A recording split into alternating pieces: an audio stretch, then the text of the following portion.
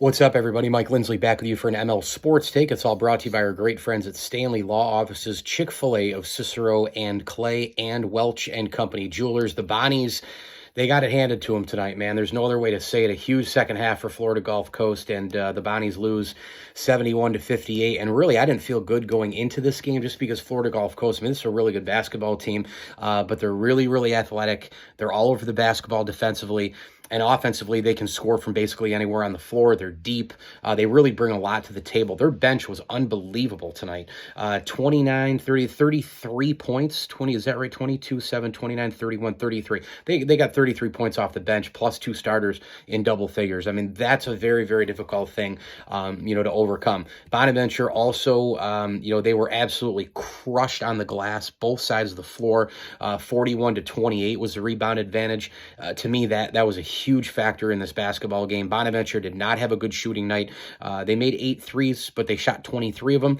They weren't good from the free throw line. Turnovers, Florida Gulf Coast actually had 15 to Bona's 10.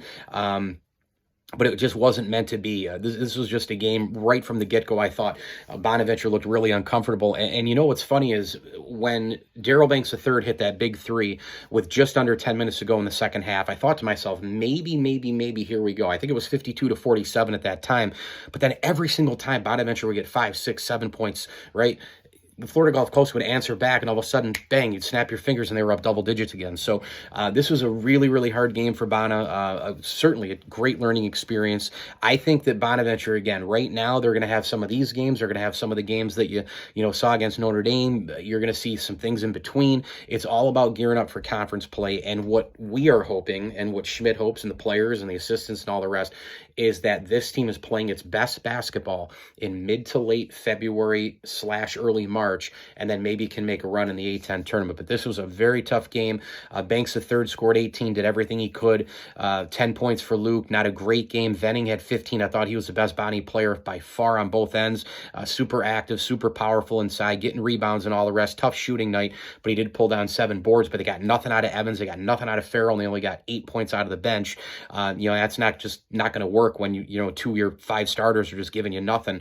You got to have something else happen. And Florida Gulf Coast, again, as I mentioned, they had 33 points to Bona's 8 off of the bench. So just a tough game. Really good team, Florida Gulf Coast. I think probably 25-win team this year. I think they could make some major noise in March.